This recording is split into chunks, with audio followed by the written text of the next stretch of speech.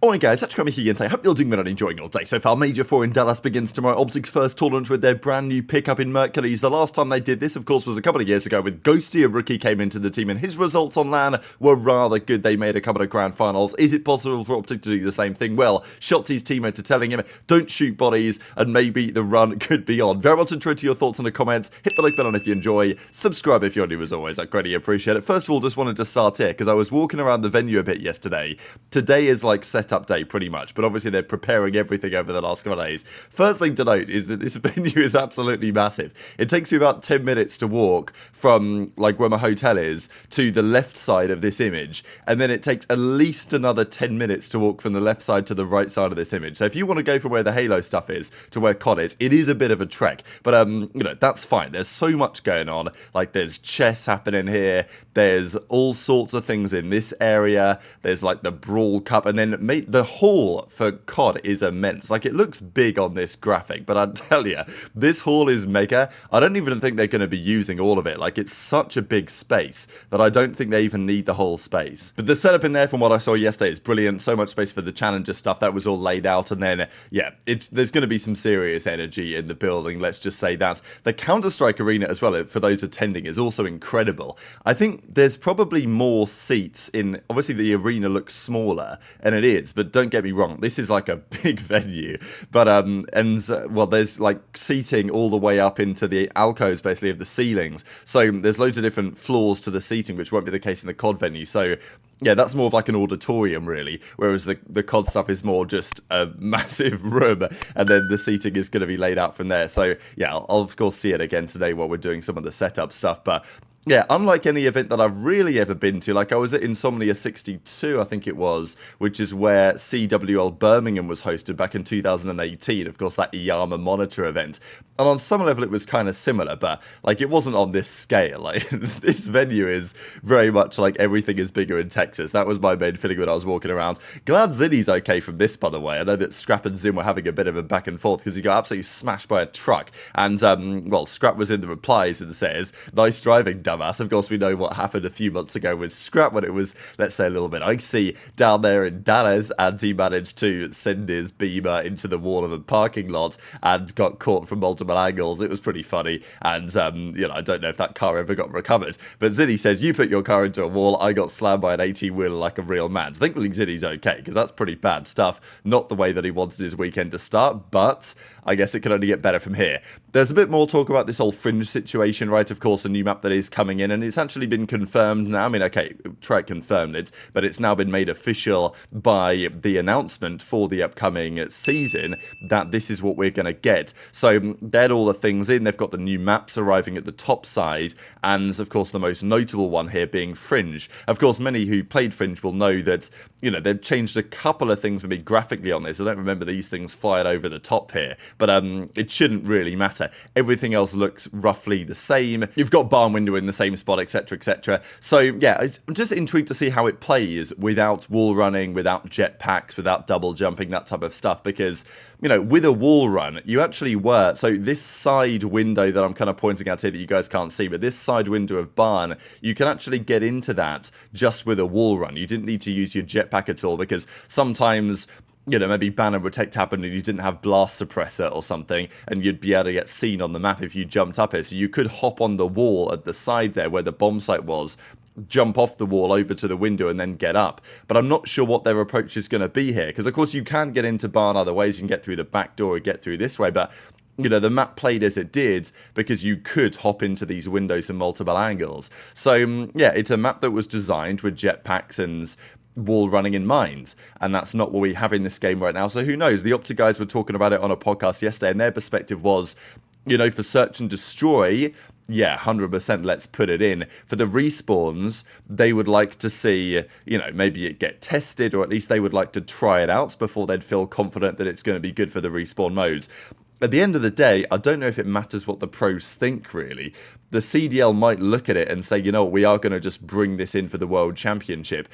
As we've said before, it might be nice if the league had some sort of a committee, maybe of some former pro players, who would actually give this decision, because I don't really know how the decisions are currently made. When Rewind Hardpoint was back in, Rewind Search and Destroy, of course, coming in as well. The other changes they've made in recent times, dealership arriving. It's not like there's a committee of, you know, TP and some other former pros. I don't know. I'm trying to think of pros that aren't like affiliated to teams anymore, right? But you know what I'm saying? A series of pros who would have a perspective, they could then make their mind up. But I don't really know if the league does that. They maybe consult some people and maybe they just make the call. But for Fringe, it's pretty interesting because, you know, you can guarantee that a lot of the teams, if the teams were the ones deciding, I can be almost for sure that Fringe would never see the light of day, because the teams would say, well, we want to keep it the same going into champs. Certainly the good teams, they won't want to take any risk with the map pool as it currently is. So, you know, that's why things often end up being quite static, really. And I don't understand, or I don't blame the pros for being in that position at all, but I'm pretty sure that if the pros were the ones making the decision, we would not see Fringe get played for the rest of this year. Maybe for the World Cup they'd throw it in, but still, there's a lot of money on the line there as well. And if you've got to get the majority of pros to agree in a group chat, good luck with that. We've seen that GA drama before over the last few years, and it's not going to go away next year and beyond. But the league can do what they want, right? And I think that's the point. So I expect that we are going to see Fringe in some form. I think what they might do is throw it in for search for, I don't know, I guess we can debate what search and destroy map it might replace, because we've seen a few come and go over the year. And then maybe after champs, if it is just in for search, then maybe they consider it for some of the respawn modes at the World Cup. That's maybe something to think about as well. So intrigued to your thoughts in the comments. But we've got a big weekend of matches ahead. JoeDeceives did his predictions, thinking that maybe Heretics are going to make the run all the way to the finals. Look, it's the final couple of events of the year. These are the events that, I don't know if they count more exactly. I think that's maybe unfair to say. But they definitely have a little bit more weight in my mind, because if you look at historical seasons, the matches and the tournaments at the start of the year can be a bit more fluky. Not to say that FaZe fluked the win, because the finals of Major 1 was FaZe versus Thieves, right? But usually at the first event of the season, you get, you know, some sort of a surprise. The game is pretty fresh. The teams aren't experts on the game as they will be. Like at this point in the season, the teams are getting to the point where the game has been nigh on mastered. So the results at this time in the season, to me, carry a bit more weight than they do in the early part of the year, just because now everyone is, you know, theoretically reaching peak form and you really get to see who the best is. You know, we've seen multiple times world champions over the last few years also won the prior event a few weeks before. That's not an uncommon phenomenon, and it's very, very typical for the team that wins the world championship to place very well at the tournament just before, which should be no surprise, obviously. But, like, the record there is very strong, that if you're going to win champs, you need to place well at the previous events before it, because not that much changes, right? So it should be an event that's very telling, and as a result, I'm expecting the cream to rise to the top, and Thieves and FaZe, who I think are the two best teams, to be there, possibly in the grand finals together, certainly on the Sunday. Who else makes it there? I guess we shall see. Surge could make it back, Heretics could make a run, Ultra maybe could do something as well. I don't really see Cloud9 or Rocker's miracle run to the World Championship coming off. But the other real team that you've got to wonder what happens is OpTic Chances, right? Because they are the big unknown. It's kind of surprising to go into the final event of the year feeling like, well, maybe OpTic are the dark horse. But in some sense, OpTic, I mean, you've got to say that if you want to pick OpTic as a dark horse, they are a valid dark horse, because they've placed top 8 the first 3 events of the season. Okay, they're the reigning world champions, but the roster's quite different now to the one that won the world championship. So, you know, in my opinion, OpTic are a valid pick for dark horse of the tournament. And maybe they are the pick to go for, because it's tough to say what they're capable of. Mercules played the last tournament, came 3rd with Toronto, but he plays Toronto again in the first rounds. And that's a very difficult matchup to call. It's also very important for the way the bracket could play out. But OpTic's run could be worse, right? The bracket they might drop down into, they will likely play one of their World Championship competitors if they were to lose.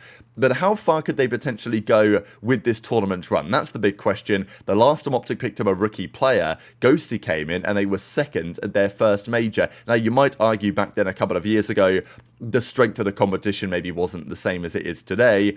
I mean, I don't mean in terms of the quality of the players, I just mean that the teams that were together at the time maybe weren't quite as strong. Like, there wasn't a Thieves and a FaZe in the league at the same time back then. So the point, I guess, is that placing seconds nowadays might be considered a bigger accomplishment than placing second a couple of years ago. But look, the goal for OpTic has got to be to make it to Sunday. That is the big goal, and, you know, they can do that by beating Toronto and then probably beating FaZe, or by beating Toronto and winning their next series, whoever they would play in that scenario.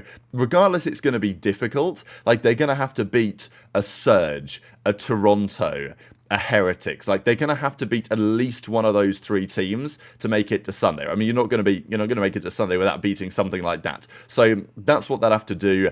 I think Sunday is like the bare minimum that they would kind of feel acceptable, because, you know, look, they've placed top 8 the last 3 tourneys in a row. They need to come in here, get a good placing, make it to Sunday, take some momentum into the World Championship, right? Anything less than that is not going to be acceptable. Not like they're going to blow it up if they don't achieve that, but you know what I'm saying, right? Because winning the World Championship, if they want to try and go back-to-back, which of course is the goal, and they've got the talents here, whether they've got the full package, you know, Thieves and FaZe are the full package, certainly when they're on point. I mean, Thieves put out the OTA, 0 to 100 docu-series yesterday, and you can just see the culture and everything they've got set up behind the scenes, the coaching staff, like the people that are involved, that has taken them to that level that they seem to be at right now. That's a difficult thing to replicate. So I wanted to share a couple of clips, though, from this episode that the OpTic guys come up with on Game Chat. Mercules roasting Shotzzy and saying that the 0-18 streak was pretty iconic, so he was watching at every map to see how it would unfold, which I thought was pretty funny. But of course, the other piece being on Shotzzy shooting bodies. We know that it wasn't long ago that Shotzzy shot the bodies of Kismet during that series against the Los Angeles Guerrillas Gentlemate, and it didn't necessarily go to plan. And as a result of that, maybe they're going to bar him from shooting bodies for the rest of the season. And that map was crazy.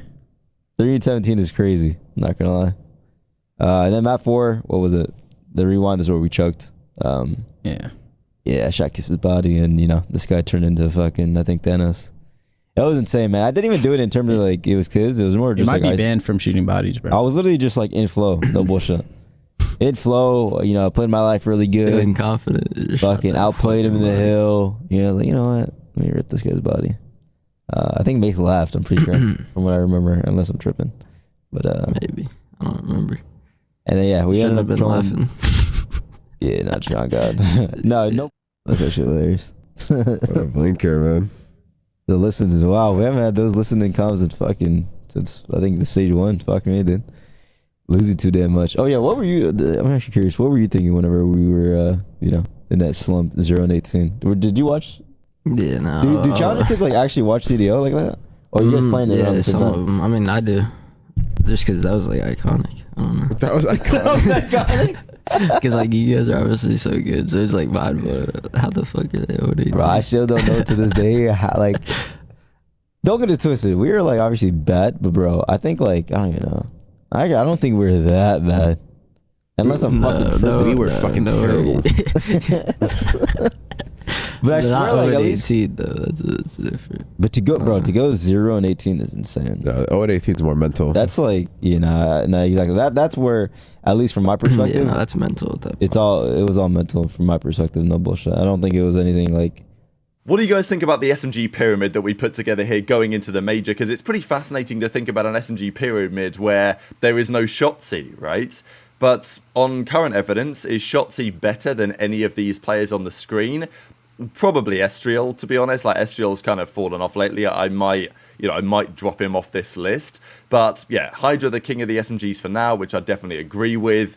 Simp obviously is close, but he's had a pretty difficult couple of months, really. JoeDeceives is right there. CleanX has been, excellent, but, he actually replaces aBeZy here, I thought was pretty interesting. Envoy and Neptune, I think they're pretty static. Real definitely deserves his flowers here, and Huke is rising up the ranks as well. So, yeah, anyway, tweet your thoughts in the comment section below, as always. I know these always cause a fair bit of debate, and I thought it was nice as well to see the Mercules taking advantage of the opportunity that he's got.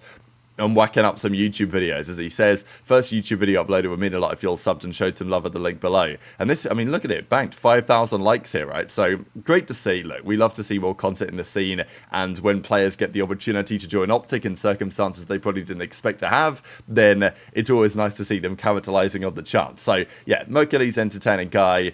How will he perform this weekend is the big question, but very much enjoyed your thoughts in the comments. Hit the like button if you enjoyed, subscribe if you're new, take care, and I'll see you next time.